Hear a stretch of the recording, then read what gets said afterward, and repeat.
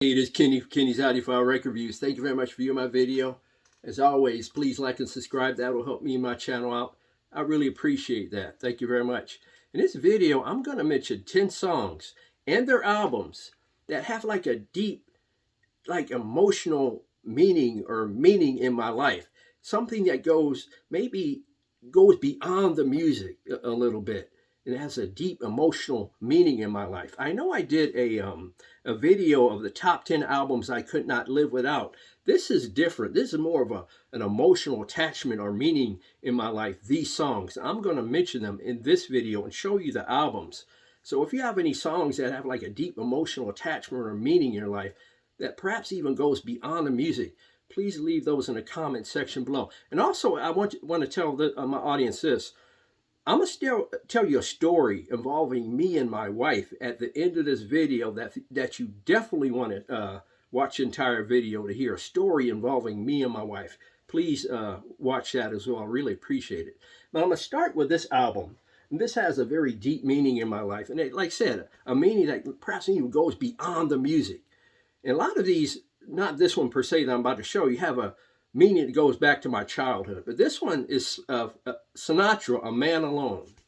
The words in music of Rod McKuen. Now, why does this album have a deep meaning in my life? Rod McKuen himself, I met him in the late 80s. And he got my name and address. We had a conversation, and he sent me some items. And this is one of the items he sent me. One of the albums he sent me is this album. So this album will always have a place near and dear in my heart because it was sent to me by the poet and spoken word artist Rod McKuen, writer Rod McKuen. So this will always have a deep meaning in my life. So I had to mention this in my video. And also my father was a huge Frank Sinatra fan. So that is on my list. And oh, by the way, this is not in any particular order. I just want to mention that.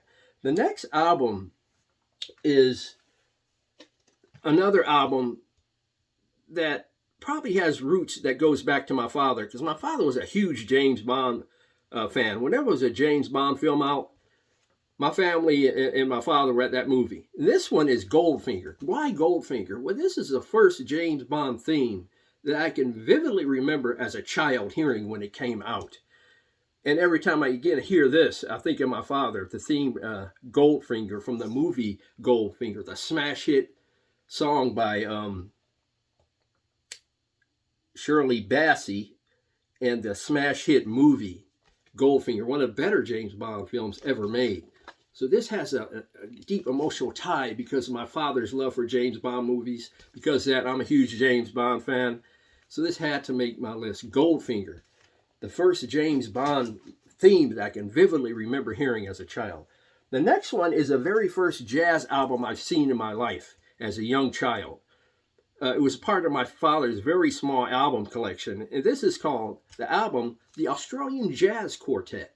And I remember the album cover because this is something you will never forget anyway. And I bought this one at a thrift store. This is not his album. But this is a very first jazz album I've seen in my life, the Australian Jazz Quartet. It was part of my father's collection. And I bought this at a thrift store. You know, I just purchased it because my father had it. So this will always have a deep meaning to me. And it, like I said, goes beyond the music. The Australian Jazz Quartet because of the connection to my father. And the next one, and again, I'm going to show 10 album covers, is the very first album that I purchased. Now, this album came out in 1971. The reason why I didn't buy any albums before 1971 is because I had two older brothers. And my older brother, who was closer in age to me, was buying a lot of albums with his allowance money. So since he was buying a lot of albums, I would spend my money on toys and listen to his albums. But the first album I purchased probably on 10-11, Al Green, Let's Stay Together. This is the very first album I purchased in my life. It was issued in 1971. So if this came out in 1971, I was 10, 11 years old. Al Green, Let's Stay Together. It's the very first album I purchased. Like I said, I didn't have to buy albums. So my brothers were buying albums. I could just list their albums, especially with a brother I was close to age to, and spend all my money on like Hot Wheels and stuff like that. The next one is the very first Beatles song that I ever heard in my life. Now, I heard the song in Santa Ana, California, around the time when it came out. I think this came out around 63, 64. The Beatles, I Want to Hold Your Hand. is the very first Beatles song I heard in my life. And the Beatles are my favorite pop band of all time, the best of all time as far as I'm concerned. It's not even close. This is an album which the song appeared on. I Want to Hold Your Hand by the Beatles is the very first Beatles song that I ever heard in my life. I'll never forget it. I heard it in Santa Ana, California. The Beatles, I Want to Hold Your Hand. And the next one is the very first jazz song that I heard in my entire life. I think this album came out in 1966, 67. So I had to have been 6 or 7 years old. And it's the very first jazz song that I've ever heard. Mercy, Mercy, Mercy, the Cannonball Adderley Quintet is the very first jazz album I heard when I was a child in early elementary school. And I remember it as if it were yesterday when it came out. Again, my father was a jazz fan, but I remember this because this was a pop hit as well. There was a band called the Buckinghams who had a vocal version of the song, but the instrumental version of the song was cool as all get out. The very first jazz song that I can recall hearing in my life was Mercy, Mercy, Mercy by the Cannonball Adderley Quintet, somewhere around 1967, 66. Another one came out in approximately 1968. It is a theme, an African-American theme, a black theme in the United States and worldwide. You know, you had the civil rights movement going on in full force. James Brown, Say It Loud, I'm Black and I'm Proud, has to make my list. Brother James Brown, the hardest working brother in show business. I remember this when it came out, played in the African-American community and on pop stations, the United States, worldwide. Say It Loud, I'm Black and I'm Proud has a deep emotional meaning in my life. Again, that transcends, goes beyond music. Say It Loud, I'm Black and I'm Proud by James Brown. The next one, every time I hear the song, reminds me of my mother. I probably heard the song when it first came out when I was probably 4 or 5 years old. I must have been hanging around with my mother when I heard it, because every time this song comes on, without fail, I think of my mother, and it's a great thing. Petula Clark, Downtown.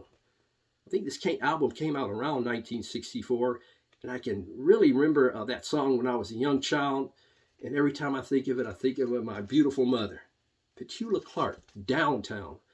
Again, has a deep connection, emotional connection to me because of, like I said, it goes beyond music. It reminds me of my mother. This one is one of the very first Motown songs that I can remember hearing. And the Motown meant a lot, you know, in my family, in my community. This album cover shows a lot of wear, but the album itself is a VG plus condition. The Miracles, Smokey Robinson and the Miracles, Going to a Go-Go. This is one of the very first Motown songs that I can visually and vividly remember hearing. I think it's close. It's between Going to a Go-Go and Reflections by the Supremes. Some of the early Supreme songs might be some of the earlier songs I remember hearing as well. But Going to a Go-Go, I think my brother had it.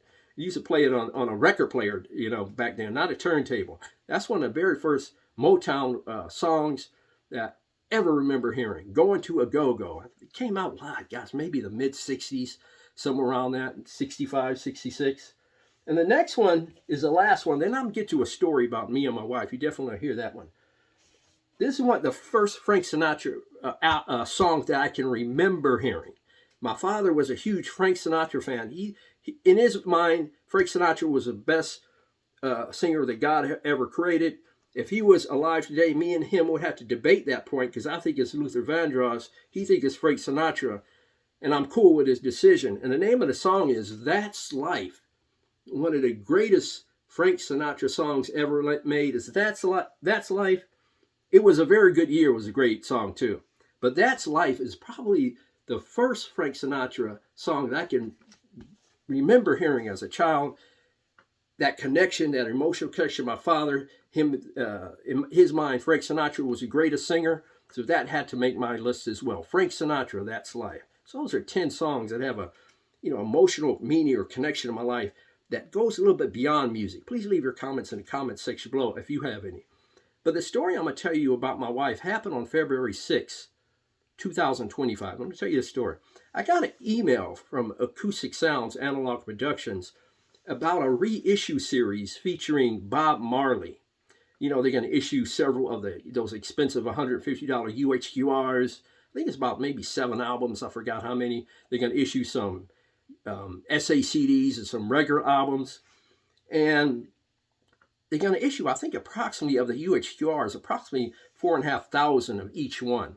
Now, because of my my family budget and my personal allowance, I knew I wouldn't be able to save money to get them, because at $4.5K, I thought they would sell out quicker than I would come up with the money, because $4.5K, in terms of a pressing count, is not a lot. Where some of these Steely Dans that you see up here, Miles Davis, those around, they made like 20,000 of those. I can get those like months after the fact. I knew I was not going to be able to purchase those Marley UHQRs because of that. One was I thought they're going to sell out quick. 2, a time to save up the money. So I thought maybe I'd get some of the SACDs instead. But anyway, after reading that email and watching a video for an Analog Productions Acoustic Sounds, you should check it out. I spoke to my wife about it. I said, "Hey, this cool series coming out with Bob Marley, the UHQRs and so on and so forth." And then we just casual conversation. We left it at that. And then we went out to a thrift store. And on the way back home from that thrift store, she started asking some provocative questions like, "Kenny, what's your favorite Bob Marley song?" I said, "Probably Jammin'. What's your favorite Bob Marley album?" And so on and so forth. And, I thought it was a casual conversation, because she was leaving her answers telling me her favorite Bob Marley songs as well. And I thought it was just a casual conversation. And we get home, we're sitting on the couch, I'm watching TV. This is probably like 2-3 hours after the fact. I get 2 emails from Acoustic Sounds Analog Productions. In the email, or on the caption of the email, said, "Happy Valentine's Day. I love you," with a heart. One was a purchase of Bob Marley's Rastaman Vibrations, and another one was a purchase of Bob Marley's Exodus albums, the UHQRs. My wife took that information from the conversations we had, figured out the 2 albums that I would like the most, and purchased them as a early Valentine's gift for me. Because as of the posting date of this video, Valentine's Day is a few days later. So it was an early Valentine's Day gift for her husband, because she knew her husband probably in his heart of heart one of those albums, and she wanted to make it happen for me. Because like I said, after we pay our budget for our monthly bills, our monthly allowances and so on and so forth, there's not a lot of money for those UHQRs, at least in time for it to get them before that 4,500 count of each record sells out. And she knew that. So she took some of her money that she could have spent on herself, and bought me those 2 UHQRs for $150 a piece. What a sweetheart of a wife. What a sweetheart of a gesture that was. Thank you very much. I love you, Carla. Thank you very much. I really appreciate it.